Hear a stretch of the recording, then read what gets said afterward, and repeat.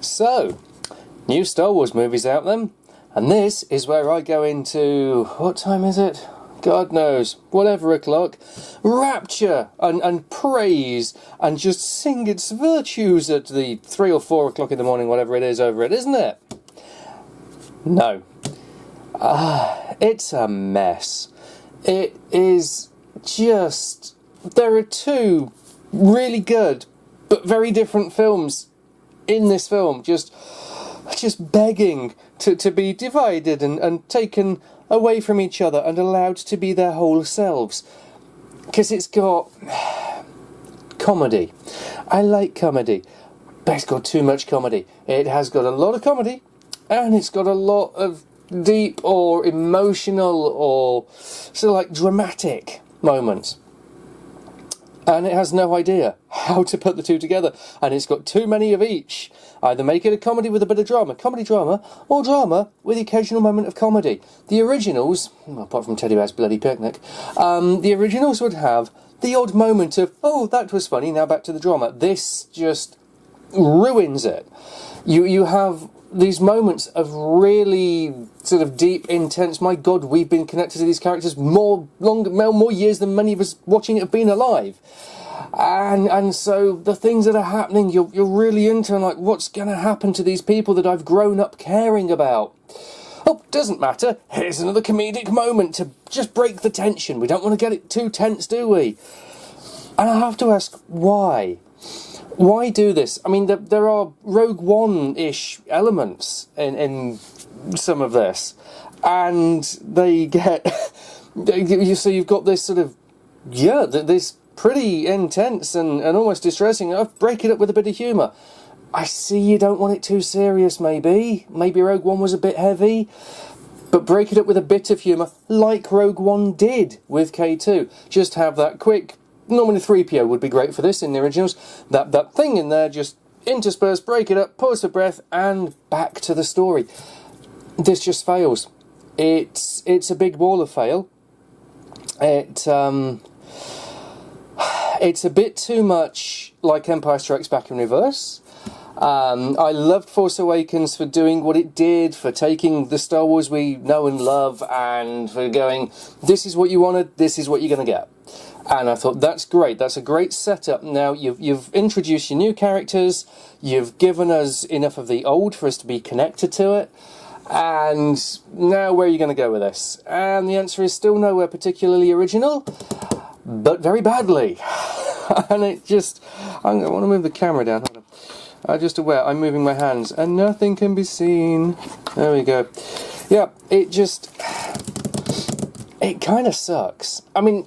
it's not bad, it's not prequels bad, but, you know, for quite a lot of it, I was kind of sitting there going, I've had enough of adipose Binks. And if you know your Doctor Who and your shitty prequels, then you'll know what I'm talking about the moment you go and see this film. Yeah, CGI comic relief. Just too much all the time. Just... things losing impact, setting things up that are then meant to have this, gotta keep saying this, meant to have this big dramatic thing, and then you go, oh, there's comic relief, or oh, that just kind of happened, so who cares, or oh, what's the motivation there? It's all over the place. I think the point I'm trying to make here is it is all over the place. It does not know what it is. I don't know, there were stories that this has been through various edits. Perhaps it started off as the comedy and they went, oh, bugger, better make it more serious. Or maybe it started as the serious. I mean, given some of the things that happen, I would guess it started off pretty serious. And they went, no, people want more comedy. And so they just hacked this in. It's got a runtime of something like 170 minutes. I mean, we're coming up for a 3-hour movie, I believe, here. And that's why I say there's 2 90-minute movies. There's a really funny Star Wars, like, light-hearted comedy, and then there's really serious Star Wars, we need to tell this story. And they've kind of gone, they've sort of done that, but instead of it kind of meshing neatly, it's kind of just, it does not fight properly, it's just, boom, it just, yeah, it does not work. What can I say without giving away spoilers in this, after that little rant of this does not work?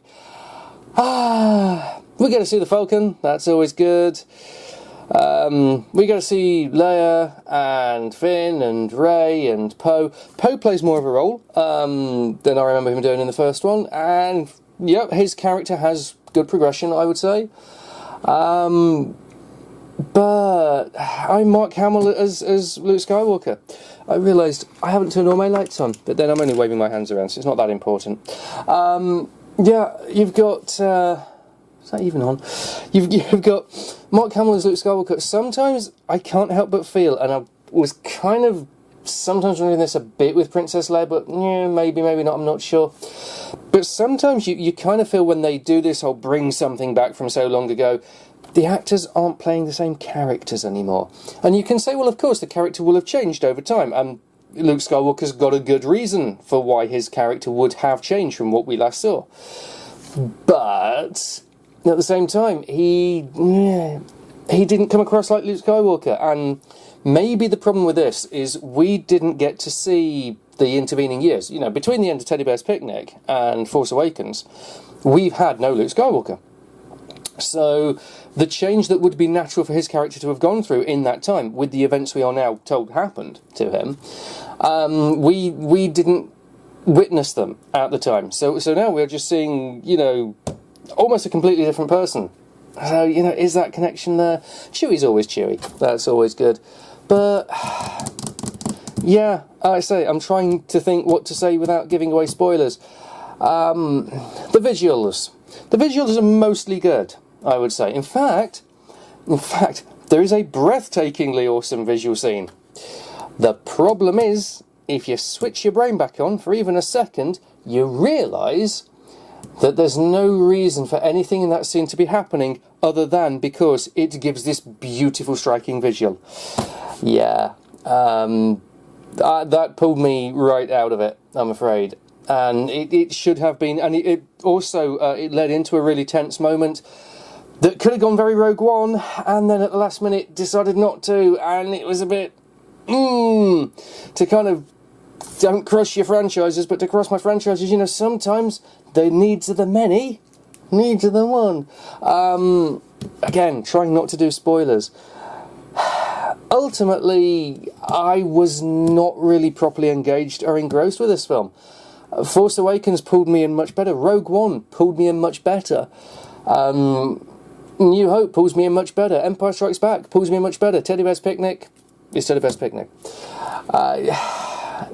Just, oh dear.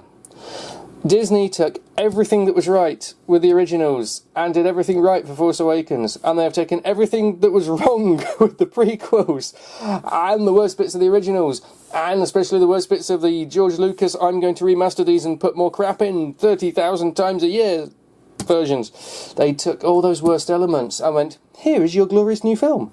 And I went, that is not the glorious new film I'm looking for. I don't know. Like I say, if I'm avoiding spoilers, I really can't think of much else I can say. Striking visuals, not always necessarily the most sensical when you actually stop to think about them. Interesting plot points, none of which are really given room to breathe, because we either have to have this plot going into this plot, or we have to have this. Funny comic relief. Oh, back to serious. Oh, it could have been so good. It should have been so good. And one thing I will say is when the DVD, Blu-ray, whatever comes out, there'll probably be a vast amount of extra scenes and stuff. And hopefully somebody out there will do a fan edit where they take out the excess comic relief crap and put in presumably some dramatic scenes that are in the extras. And then it might be an absolutely stunning movie. I mean, this is begging for some sort of fan edit or director's cut, or... But as it is, it's just begging to be bought in a couple of years' time when it hits the reconditioned shelves of Poundland. I'm thinking of Poundland? Well, I'm not really, because it's Lego, isn't it? It's not Poundland this time of year. Thinking of Poundland makes me think of videos, makes me think of Ram. That's how I'm wrapping this one up. Rum. A movie certainly was.